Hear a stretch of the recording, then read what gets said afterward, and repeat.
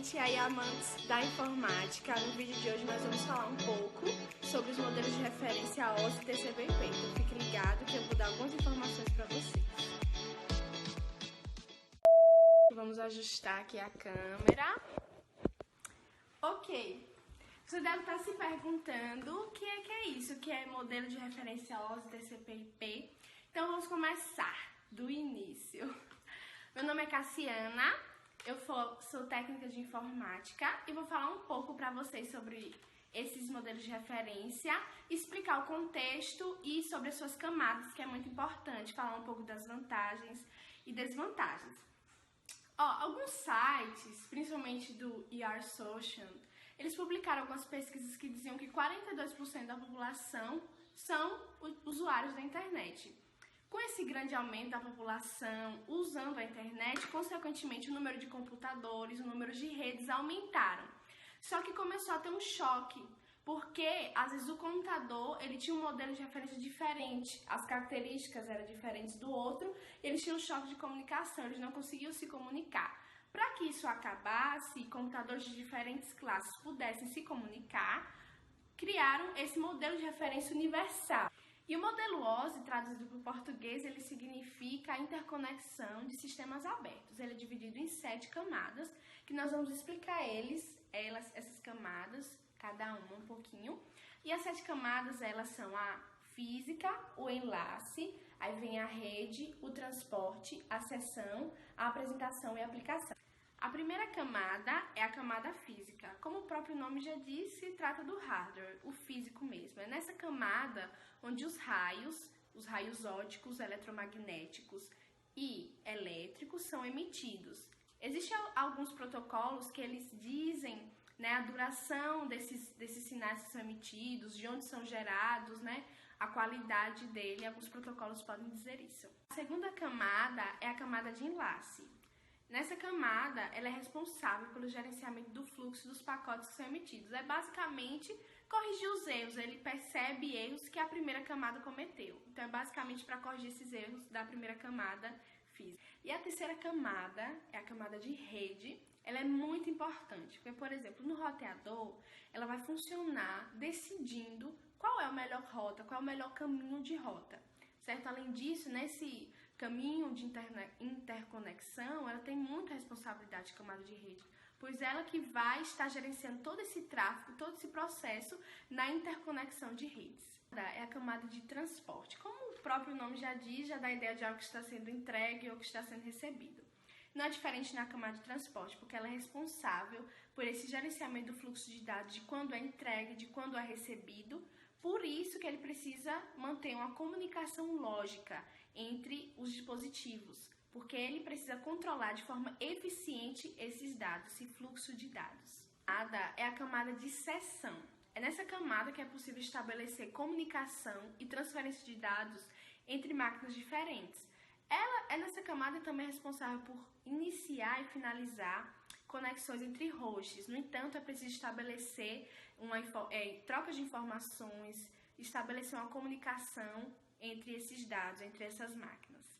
E a sexta camada é a camada de apresentação. Nessa camada, ela transforma código em caractere, além de compactar os dados, reduzindo as informações que são enviadas. Além disso, ainda tem a questão da criptografia, que os dados que não podem ser mostrados, os dados que precisam ser mantidos seguros, ela usa a criptografia para assegurar esses dados que não vão ser mostrados para qualquer pessoa, eles precisam ser mantidos seguros. Nesse ponto, a gente pode lembrar do filme de Alan Turing, da máquina que Alan Turing produziu, porque os alemães eles estavam usando a criptografia para atacar. Então, a máquina de Alan Turing pôde descodificar essas informações que eram seguras, que os alemães estavam usando para atacar.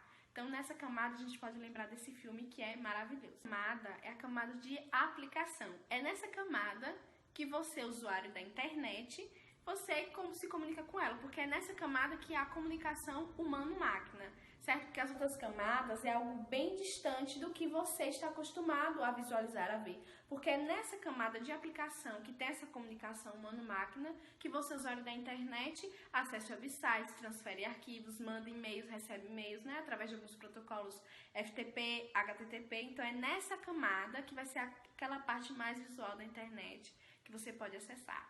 E algumas vantagens do modelo OSI é que ele divide a comunicação de rede em duas partes, né, que auxilia na compreensão e facilita a aprendizagem, além de poder proporcionar comunicação entre diversos sistemas. Algumas desvantagens é que eles têm uns problemas no modelo e uma implementação ruim, mas não impede o seu funcionamento. É só algumas desvantagens. Agora nós vamos falar sobre o TCP/IP, esse protocolo, de onde ele surgiu. Bem, ele expandiu entre os sistemas empresariais e ele se tornou o protocolo padrão de comunicação.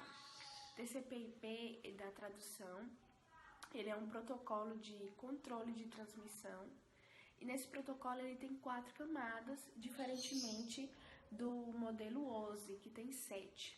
Ele é um pouco diferenciado, vocês vão ver que eles são 4, ele tem 4 camadas. E nesse protocolo, ele permite que vários equipamentos de uma mesma rede possam se comunicar, possam comunicar-se entre si. E nós vamos ver agora essas camadas, né? Igualmente nós vimos no OSI, as 7 camadas do modelo OSI, do protocolo OSI. Nós vamos ver agora as 4 camadas do protocolo TCP/IP. Agora vamos falar sobre a camada de enlace. É nessa camada que ocorre a emissão de pacotes, que são conhecidos também como datagramas, porque eles são divididos em pedaços. Após serem divididos, eles são enviados pelo cabeamento de rede. E vale ressaltar que eles precisam saber o caminho a ser percorrido, eles precisam saber a origem do seu destino, visto que essa camada vai atuar também como tanto para roteamento quanto para endereçamento de rede, fazendo assim a ligação entre as redes. E sobre a camada de rede, vamos falar sobre a camada de rede agora. Nessa camada, ele se utiliza do caminho com menor circulação para chegar até o seu receptor, até o seu destino, assim como, por exemplo, o roteamento SPF, que se utiliza e escolhe o caminho com menor custo para chegar até a sua origem, até o seu destino, no caso.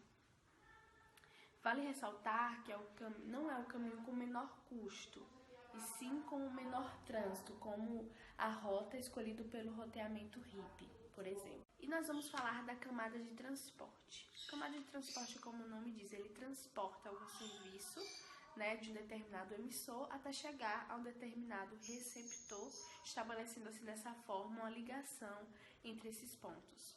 E vamos falar sobre a camada de aplicação. Nessa camada, ele possibilita o diálogo entre esses protocolos de aplicação. Vale ressaltar que também nessa camada ela é dividida em 2 etapas, 2 partes. A de protocolo de serviços para o usuário e o protocolo de serviços básicos. É muito simples. A de protocolo de serviços para o usuário é aquela parte visual que você vê, a parte onde nós podemos encontrar protocolos como HTTP e FTP.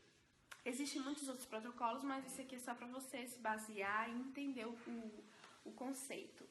E o protocolo de serviços básicos, como o nome diz, serviços básicos. Ele serve para oferecer o suporte dos serviços do sistema TCP/IP. Gente, esse foi o vídeo falando um pouco sobre os protocolos OSI e TCP/IP. Espero que você tenha absorvido, tenha aprendido, certo? Nós temos um blog, que é o blog dos técnicos de informática, você pode acessar.